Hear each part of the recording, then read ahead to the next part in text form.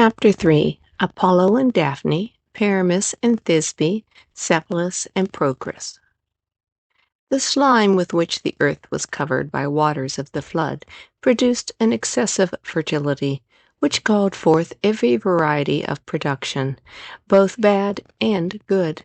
Among the rest, Python, an enormous serpent, crept forth, the terror of his people, and lurked in the caves of Mount Parnassus.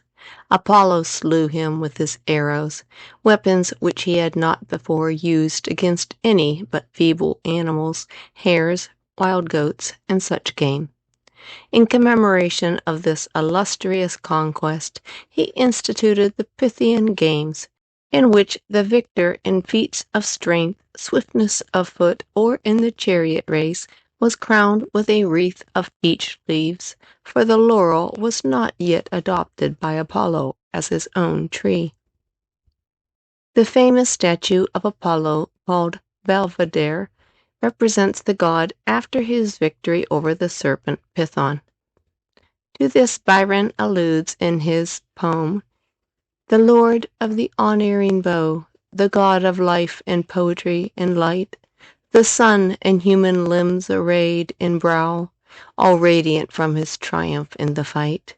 The shaft has just been shot, the arrow bright, with an immortal's vengeance in his eye, and nostril, beautiful disdain and might, in majesty flash their full lightnings by, developing in that one glance the deity."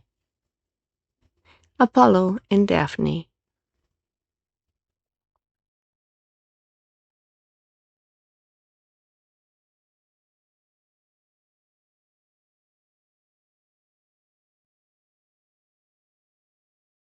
Apollo and Daphne.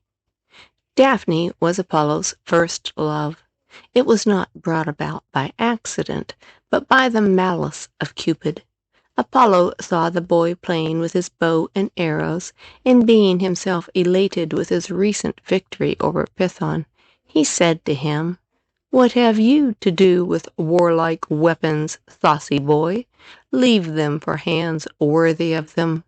Behold the conquest I have won by means of them over the vast serpent who stretched his poisonous body over the acres of the plain. Be content with your torch, child, and kindle up your flames, as you call them, where you will, but presume not to meddle with my weapons." Venus's boy heard these words, and he rejoined, "Your arrows may strike all things else, Apollo, but mine shall strike you." So saying, he took his stand on a rock of Parnassus, and drew from his quiver 2 arrows of different workmanship, one to excite love, the other to repel it. The former was of gold and sharp-pointed, the latter blunt and tipped with lead. With the leaden shaft he struck the nymph Daphne, the daughter of the river god Peneus, and with the golden one Apollo. Forthwith the god was seized with love for the maiden, and she abhorred the thought of loving. Her delight was in woodland sports and in the spoils of the chase. Many lovers sought her, but she spurned them all, ranging the woods and taking no thought of Cupid nor of Hymen. Her father often said to her, "Daughter, you owe me a son-in-law, you owe me grandchildren." She, hating the thought of marriage as a crime, with her beautiful face tinged all over with blushes, threw arms around her father's neck and said, "Dearest father, grant me this favor, that I may always remain unmarried, like Diana." He consented, but all the same he said, "Your own face will forbid it." Apollo loved her, and longed to obtain her, and he who gives oracles to all the world was not wise enough to look into his own fortunes. He saw her hair flung loose over her shoulders, and he said, "If so charming in disorder, what would it be if arranged?" He saw her eyes bright as stars. He saw her lips, and was not satisfied with only seeing them. He admired her hands and arms, naked to the shoulder, and whatever was hidden from view he imagined more beautiful still. He followed her, she fled, swifter than the wind, and she delayed not a moment at his entreaties. "Stay," said he, "daughter of Peneus, I am not a foe. Do you fly as a lamb flies the wolf, or a dove from the hawk? It is for love that I pursue you. You make me miserable, for fear you should fall and hurt yourself on these stones, and I should be the cause. Pray run slower, and I will follow slower. I am no clown, no rude peasant. Jupiter is my father. I am lord of Delphos and Tenedos, and I know all things, present and future. I am the god of song and the lyre. My arrows fly true to the mark. But alas, an arrow more fatal than mine has pierced my heart. I am the god of medicine. I know the virtues of all healing plants. Alas, I suffer a malady that no balm can cure." The nymph continued her flight, and left his plea half uttered. And even as she fled, she charmed him. The wind blew her garments, and her unbound hair streamed loose behind her. The god grew impatient to find his wooings thrown away, and sped by Cupid, he gained upon her in the race. It was like a hound pursuing a hare, with open jaws ready to seize, while the feebler animal darts forward, slipping from the very grasp. So flew the god and the maiden, he on the wings of love, she on those of fear. The pursuer is more rapid, however, and gains upon her, and his panting breath blows upon her hair. Her strength begins to fail, and ready to sink, she calls upon her father, the river god.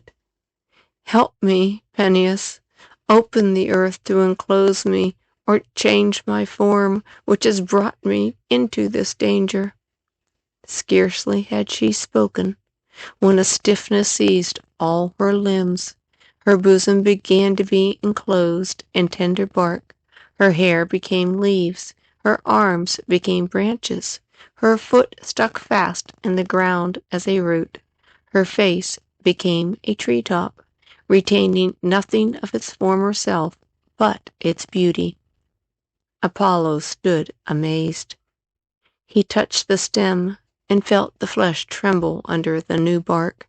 He embraced the branches, lavished kisses on the wood. The branches shrank from his lips.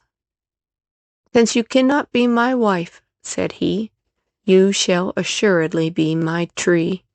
I will wear you for my crown. I will decorate with you my harp and my quiver. And when the great Roman conquerors lead up the triumphal pomp to the Capitol, you shall be woven into wreaths for their brows. And as eternal youth is mine, you also shall always be green, and your leaf know no decay."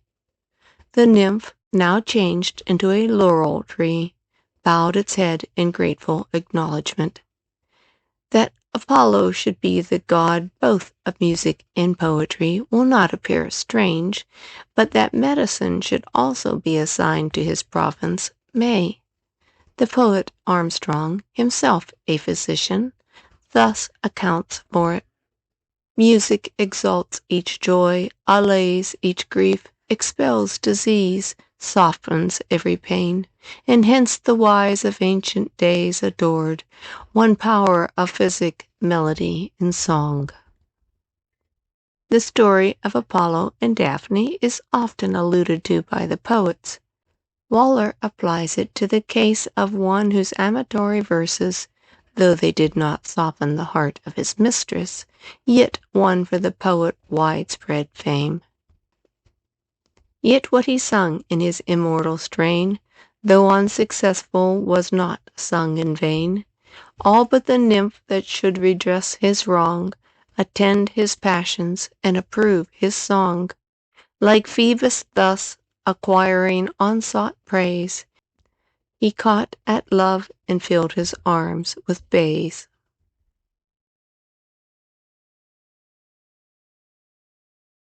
The following stanza from Shelley's Adonis alludes to Byron's earlier quarrel with his reviewers.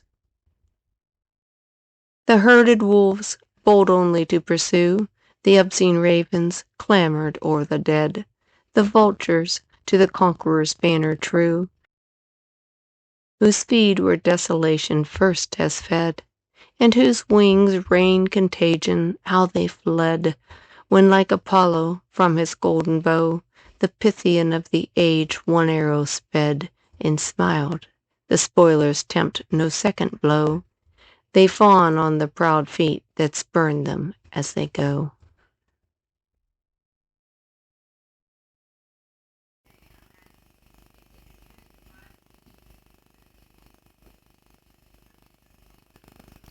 Pyramus and Thisbe. Pyramus was the handsomest youth, and Thisbe the fairest maiden, in all of Babylonia, where Semiramis reigned. Their parents occupied adjoining houses, and neighborhood brought the young people together. Acquaintance ripened into love. They would gladly have married, but their parents forbade. One thing, however, they could not forbid, that love should glow with equal ardor in the bosoms of both. They conversed by signs and glances, and the fire burned more intensely for being covered up. In the wall that parted the two houses there was a crack, caused by some fault in the structure. No one had remarked it before, but the lovers discovered it. What will love not discover? It afforded a passage to the voice, and tender messages used to pass backward and forward through the gap. As they stood, Pyramus on this side, Thisbe on that, their breaths would mingle. "Cruel wall," they said, "why do you keep lovers apart? But we will not be ungrateful. We owe you, we confess, the privilege of transmitting loving words into willing ears." Such words they uttered on different sides of the wall, and when night came and they must say farewell, they pressed their lips upon the wall, she on her side, he on his, as they could come no nearer. Next morning, when Aurora had put out the stars, and the sun had melted the frost from the grass, they met at the accustomed spot. Then, after lamenting their hard fate, they agreed the next night, when all was still, they would slip away from watchful eyes, leave their dwellings and walk out into the fields, and to ensure a meeting, repair to a well-known edifice standing without the city's bounds, called the Tomb of Ninus, that the one who came first should await the other at the foot of a certain tree, and that the one who came first should await the other at the foot of a certain tree. It was a white mulberry tree, and stood near a cool spring. All was agreed on, and they waited impatiently for the sun to go down beneath the waters and night to rise up from them. Then cautiously Thisbe stole forth, unobserved by the family, her head covered with a veil, made her way to the monument, and sat down under the tree.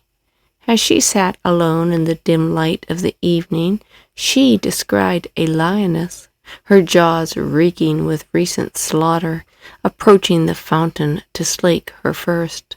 Thisbe fled at the sight, and sought refuge in the hollow of a rock. As she fled, she dropped her veil. The lioness, after drinking at the spring, turned to retreat to the woods, and, seeing the veil on the ground, tossed and rent it with her bloody mouth. Pyramus, having been delayed, now approached the place of meeting. He saw in the sand the footsteps of the lion, and the color fled from his cheeks at the sight. Presently he found the veil, all rent and bloody. "O hapless girl," said he, "I have been the cause of thy death. Thou, more worthy of life than I, hast fallen the first victim. I will follow. I am the guilty cause in tempting her forth to a place of such peril, and not being myself on the spot to guard thee. Come forth, ye lions, from the rocks. Tear this guilty body with your teeth." He took up the veil, carried it with him to the appointed tree, and covered it with kisses and with tears.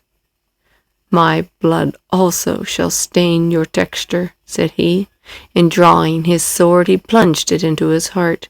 The blood spurted from the wound and tinged the white mulberries of the tree red, and sinking into the earth reached the roots, so that the red color mounted through the trunk to the fruit. By this time Thisbe, still trembling with fear, yet wishing not to disappoint her lover, stepped cautiously forth, looking anxiously for the youth, eager to tell him of the danger she had escaped. When she came to the spot and saw the changed color of the mulberries, she doubted whether it was the same place. While she hesitated, she saw the form of one struggling in the agonies of death. She started back. A shudder ran through her frame, as a ripple on the face of the still water when a sudden breeze sweeps over it. But as soon as she recognized her lover, she screamed and beat her breast, embracing the lifeless body, pouring tears into its wounds and imprinting kisses on the cold lips. "O Pyramus," she cried, "what hast done this? Answer me, Pyramus, it is your own Thisbe that speaks. Hear me, dearest, lift that drooping head." At the name of Thisbe, Pyramus opened his eyes, then closed them again.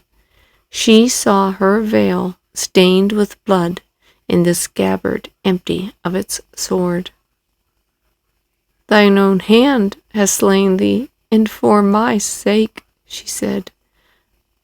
"I, too, can be brave for once, and my love is as strong as thine. I will follow thee in death, for I have been the cause. And death, which alone could part us, shall not prevent my joining thee. And ye, unhappy parents of us both, deny us not our united request. As love and death has joined us, let one tomb contain us. And thou, tree, retain the marks of slaughter. Let thy berries still serve for memories of our blood." So saying, she plunged the sword into her breast. Her parents ratified her wish, and the gods also ratified it. The two bodies were buried in one sepulchre, and the tree ever after brought forth purple berries, as it does to this day. Moore, in his Sylph's Ball, speaking of Davy's safety lamp, is reminded of the wall that separated Thisbe and her lover. "Oh, for that lamp's metallic gauze, that curtain of protecting wire, which Davy delicately draws around illicit dangerous fire. The wall he sets twixt flame and air, like that which barred young Thisbe's bliss, through whose small hole this dangerous pair may see each other, but not kiss." In Mickle's translation of the Lusiad occurs the following allusion to the story of Pyramus and Thisbe and the metamorphosis of the mulberries. The poet is describing the island of love. "Here each gift Pomona's hand bestows, and cultured garden free uncultured flows, the flavor sweeter and the hue more fair than e'er was fostered by the hand of care. The cherry here in shining crimson glows, and stained with lover's blood in pendant rows, the mulberries o'erload the bending boughs." If any can be so hard-hearted as to enjoy a laugh at the expense of poor Pyramus and Thisbe, They may find an opportunity by turning to Shakespeare's play Midsummer's Night Dream, where it is most amusingly burlesqued.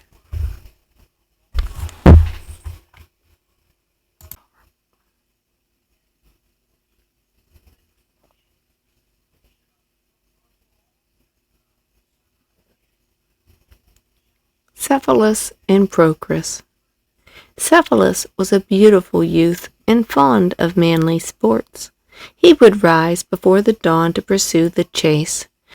Aurora saw him when she first looked forth, fell in love with him, and stole him away. But Cephalus was just married to a charming wife whom he devotedly loved. Her name was Procris.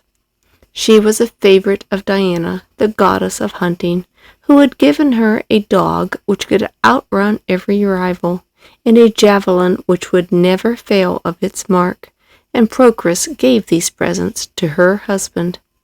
Cephalus was so happy with his wife that he resisted all the entreaties of Aurora, and she finally dismissed him in displeasure, saying, "Go, ungrateful mortal, keep your wife, whom, if I am not much mistaken, you will one day be very sorry you ever saw again."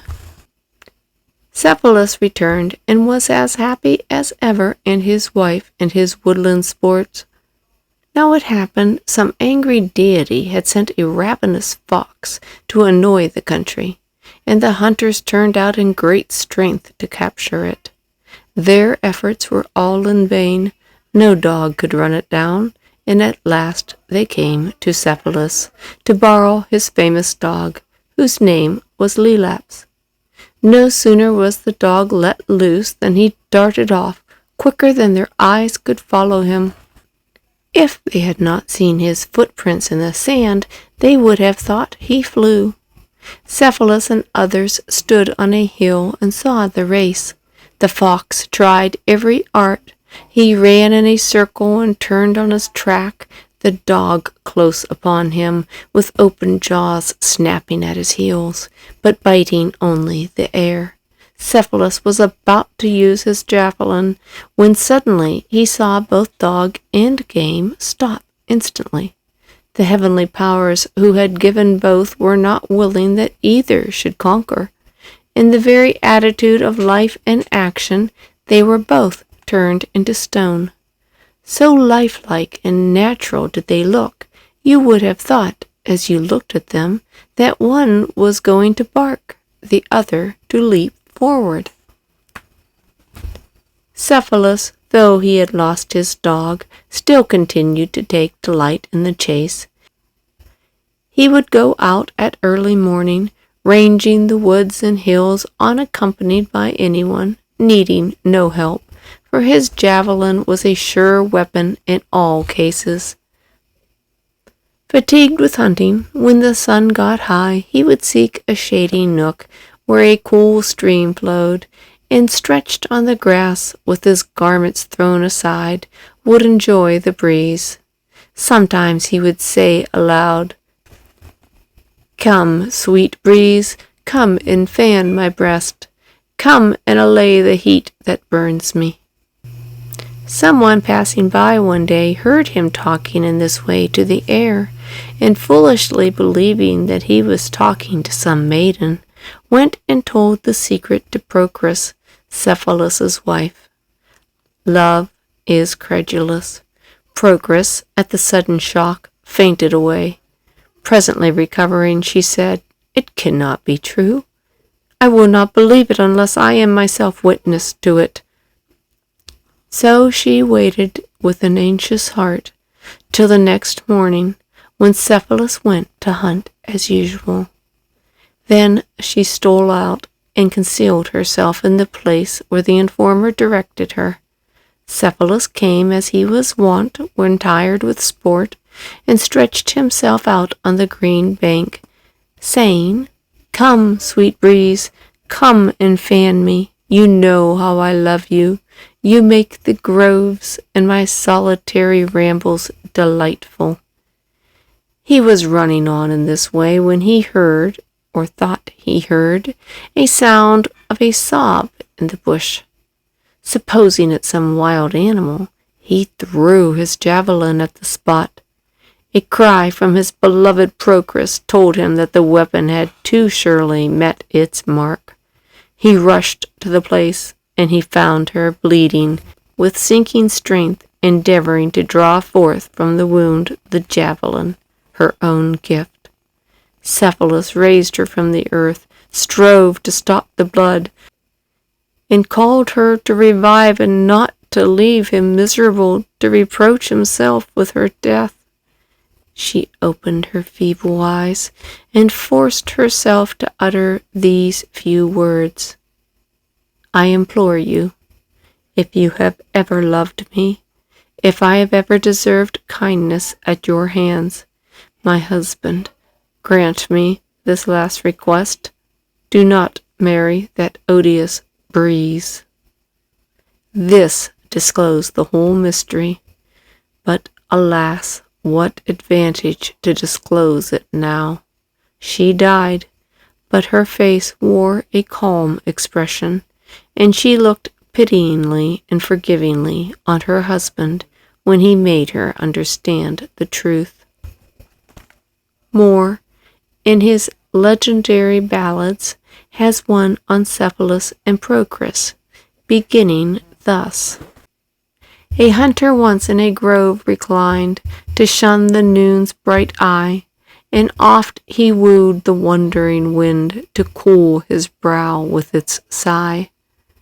While mute lay even the wild bee's hum, nor breath could stir the aspen's hair, his song was still, sweet air, O come, while echo answered, come, sweet air.